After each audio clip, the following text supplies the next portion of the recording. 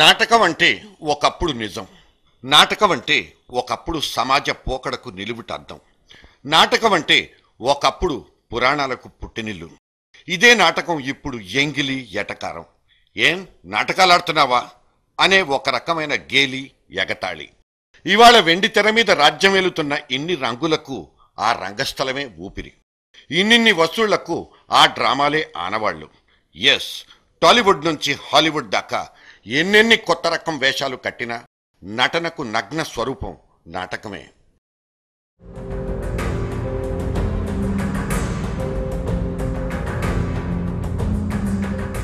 మనిషి నాగరికుడై నైపుణ్యంలో ఎదుగుదల కనిపిస్తున్న కొద్దీ వినోదంలో కొత్త పుంతల్ని వెతుక్కుంటాడు.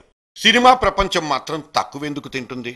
25, 50, 100 అంటూ కోట్లు దాటుతున్న కలెక్షన్లతో ఇదే దామాషాతో తెగ షోకులు పోతోంది. నేల మీద హరివిల్లుల్ని పరిచి వినోదాల విందుకు ఆహ్వానం పలుకుతోంది.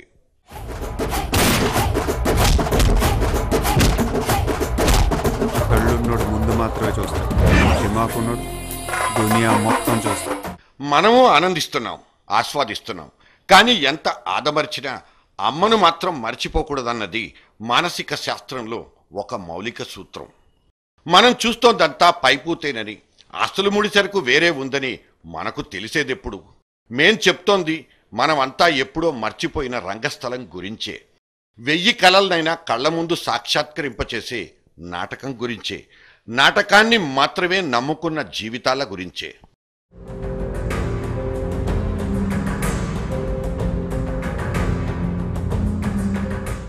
తెలుగు నాటకం అన్న మాట వినిపించగానే ఆ వెంటనే గుర్తుకొచ్చే ఒకే ఒక్క పదం సురభి. అవును, నాటకమే జీవితంగా, నటించడం ఒక్కటే ఆశగా శ్వాసగా బతుకుతున్న సురభి నాటక సమాజాన్ని ఇక్కడ గుర్తు చేసుకోవడం మన కనీస ధర్మం. ఎందుకంటే సురభి పుట్టి ఇప్పటికీ 125 వసంతాలు పూర్తయ్యాయి. కానీ సురభి నాటక సమాజం వసంత కాలం చూసి ఎన్నో సంవత్సరాలైంది. వెండితెర వెలుగులొచ్చి సురభి నాటకం క్షామపు కోరల్లో చిక్కుకుపోయింది. అయినా సరే బాగా బతికిన రోజుల్ని గుర్తు చేసుకుంటూ మదనపడ్డం వాళ్ల ముఖాల్లో మాత్రం కనిపించదు. కళాపోషకులు కరువైనంత మాత్రాన వీళ్లలో భావ దారిద్ర్యపు ఛాయలు అస్సలే ఉండవు. సురభి ప్రస్థానానికి ఉన్న ప్రత్యేకతలు ఈ తరానికి తెలియజేయాల్సిన అవసరం ఖచ్చితంగా ఉంది. 125 ఏళ్లకు ముందు కడప జిల్లా సురభి గ్రామంలో పురుడు పోసుకున్న ఈ నాటక సమాజం ఆ తర్వాత కాయకష్టం, మేధో పరిశ్రమలతో వటవృక్షంలా ఎదిగింది. అప్పుడే పుట్టిన బిడ్డతో సహా ఆ వంశంలో అందరూ కళాకారులే. రంగస్థలం మీద ఆడవాళ్ల పాత్రల్ని ఆడవాళ్లతోనే పోషింపచేసిన క్రెడిట్ కూడా సురభి ఖాతాలోదే. తెలుగు సినిమా తొలి నటీమణి కమలాబాయి కూడా సురభి కళా కుటుంబంలో పుట్టిందే. 50 బృందాలుగా ఏర్పడి ప్రపంచమంతా సంచరిస్తూ 50కి పైగా దేశాల్లో నాటక ప్రదర్శనలు ఇచ్చింది సురభి సమాజం. రంగస్థలం మీద తప్పితే వాళ్లకు వేరే ఆదాయ మార్గమే లేదు. సంపాదించుకుందామన్నా వేరే వృత్తి కూడా తెలీదు. సినిమాలు, టీవీల ఒరవడికి 50 నాటక గ్రూపులు కాస్త 5కు తరిగిపోయాయి. అందులో 74 ఏళ్లకు ముందు గోవిందరావు 5వ కూతురు సుభద్రమ్మ నేతృత్వంలో మొదలైన శ్రీ వెంకటేశ్వర నాట్య మండలి ఒకటి. సుభద్రమ్మ వంశాంకురాలన్నీ కలిపి ఇప్పుడు మొత్తం 62 మంది ఈ నాట్య మండలి పోషణలో ఉండిపోయారు. 3 ఏళ్ల వయసు నుంచి కూడా మా స్టేజ్ వర్క్ చేస్తాడు పిల్లోడు. వాడు వేషం వేసుకుంటూ 80-90 ఏళ్ళ వయసు వరకు మేము 60-70 మంది కలిసి ఆ 2.5 గంటల పాటు సమిష్టిగా భారీ సెట్టింగులు కానీ, ఎఫెక్ట్స్ కానీ, ట్రిక్సీలు కానీ ఇవి నడపాలంటే 20-25 మంది ఏకంగా ఒక్కసారి ఒక సమిష్టిగా చేస్తే కానీ ఆ సీన్ సక్సెస్ అవ్వదు. డిజిటల్ టెక్నాలజీ తెలియదు, ఆర్ట్ డైరెక్షన్లో తర్ఫీదు పొందలేదు, సంగీత నృత్య రంగాల్లో పట్టాలు పుచ్చుకోలేదు. అయినా సరే సురభి వాళ్ళు వేసే నాటకం అంటే ఇప్పటికీ బోలెడంత క్రేజు. మల్టీప్లెక్స్ల సెకండ్లో కూడా నాటకాన్ని ఇంత రసాత్మకంగా పండించి వడ్డించడం సురభికి మాత్రమే చెల్లింది. ఇంత గొప్ప నైపుణ్యం వీళ్ళకి ఎలా అబ్బినట్లు? ఫస్ట్ టైం సురభి నాటకం చూసిన ప్రతి ఒక్కరూ ఇదే రకంగా ఫీల్ అవుతారు.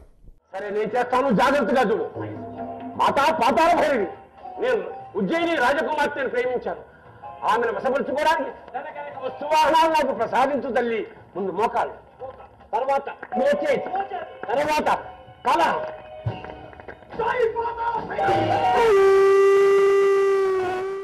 సురభి రంగస్థల వేదికలు ఇవాల్టి భారీ సినిమా సెట్టింగులతో పోటీ పడతాయి. విరహ గీతానికో సెట్టింగు, వీరోచిత పోరాటానికో సెట్టింగు, మంటల్ని సృష్టించడం, పూదోటలు పూయించడం, వానలు కురిపించడం అన్నీ నిమిషాల మీద సిద్ధం. అభిమన్యుడు, శశిరేఖ ఒకే సమయంలో వేర్వేరు సెట్టింగుల్లో యుగళ గీతం పాడుకోవడం సురభి రంగస్థలం మీదనే సాధ్యమయ్యేది. టోటల్గా రంగస్థలం మీద రాఘవేంద్రరావు సినిమా ఆవిష్కారం. ఇది ఖచ్చితంగా అతిశయోక్తి కాదు.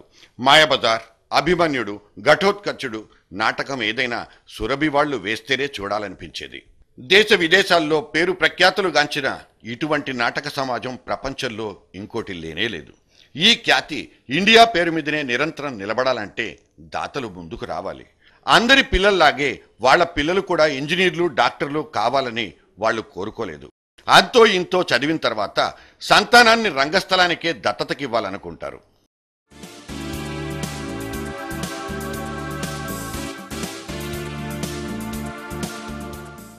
ఫారిన్ కంట్రీస్లో నాటకం ఇప్పటికీ బతుకుంది. యూరోప్లో థియేటర్ ఆర్ట్ అంటే జనం పడిచేస్తారు.